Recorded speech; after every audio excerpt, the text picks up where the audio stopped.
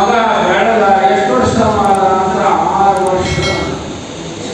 6 ವರ್ಷದ ಮಗುವನ್ನ ಅವನ ಬದುಕು, ಅವನ ಇರುವಿಕೆ, ಅವನ ಧರ್ಮಾಚರಣೆ, ಅವನ ಪೂಜಾ ಪುರಸ್ಕಾರ, ಅವನ ಮನಸ್ಸು ಇತ್ಯಾದಿಗಳನ್ನು ಕಟ್ಟಿರುವಂತ ತಾಯಿ ತಂದೆ ಆ ಗುರುಲಿಂಗ ದೇವನನ್ನ ಕರ್ಕೊಂಡು ಅದೇ ಗಚ್ಚಿನ ಮಠಕ್ಕೆ ಬಂದು ಗಚ್ಚಿನ ಮಠ ಮಠಾಧ್ಯಕ್ಷರಾಗಿರುವಂತ ಚನ್ನಬಸವ ಮಹಾಸ್ವಾಮಿಗಳ ಪಾದಕ್ಕೆ ಒಪ್ಪಿಸಿ, ಈ ಮಗು ನಿಮ್ಮದಾಗಲಿ, ಈ ಮಗು ನಿಮ್ಮದು, ಈ ಮಗುವಿನ ವಿಚಾರಗಳು ಬಹಳಷ್ಟು ಪಾರಮಾರ್ಥಿಕವಾಗಿ ಇದ್ದಾವೆ, ಆಧ್ಯಾತ್ಮಿಕವಾಗಿ ಇದ್ದಾವೆ.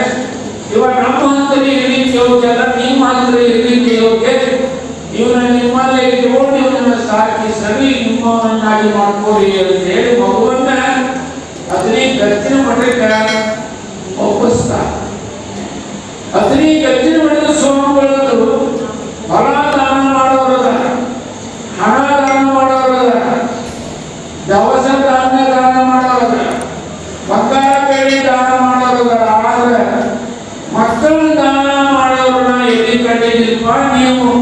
ನಿಮ್ಮ ಮಗನ ಮಠಕ್ಕೆ ದಾನ ಮಾಡಿದ್ರಲ್ಲ, ನಿಮ್ಮಂತ ದೊಡ್ಡ ದಾನಿಗಳು ಮಹಾದಾನಿಗಳನ್ನ ನಾ ಇಲ್ಲಿ ಕಾಣಲಿಲ್ಲ ಅಂತ ತಿಳ್ಕೊಂಡು ಹೇಳಿ ಅವರಿಗೆ ಬಟ್ಟೆ ಬರೆಯನ್ನು ಕೊಟ್ಟು ಮಾಲೆ ಹಾಕಿ ಮಠದೊಳಗೆ ಪ್ರಸಾದ ಮಾಡಿಸಿ ಅವರನ್ನ ಇಂಗಳಿಗೆ ನಾವು ಕಳಿಸ್ತಾರೆ.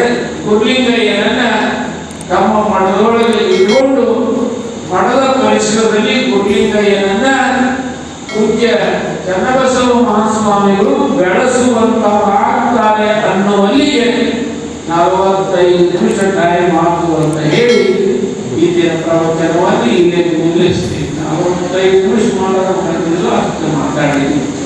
ಮುಂದೆ ಕಾರ್ಯಕ್ರಮ ನೀವು ನಮ್ಮ ಚಾನೆಲ್ಗೆ ಸಬ್ಸ್ಕ್ರೈಬ್ ಆಗಿಲ್ಲ ಅಂದ್ರೆ ಇಲ್ಲಿರುವ ಸಬ್ಸ್ಕ್ರೈಬ್ ಬಟನ್ ಅನ್ನು ಪ್ರೆಸ್ ಮಾಡಿ ಹೆಚ್ಚಿನ ಅಪ್ಡೇಟ್ಸ್ ಪಡೆಯೋದಕ್ಕೆ.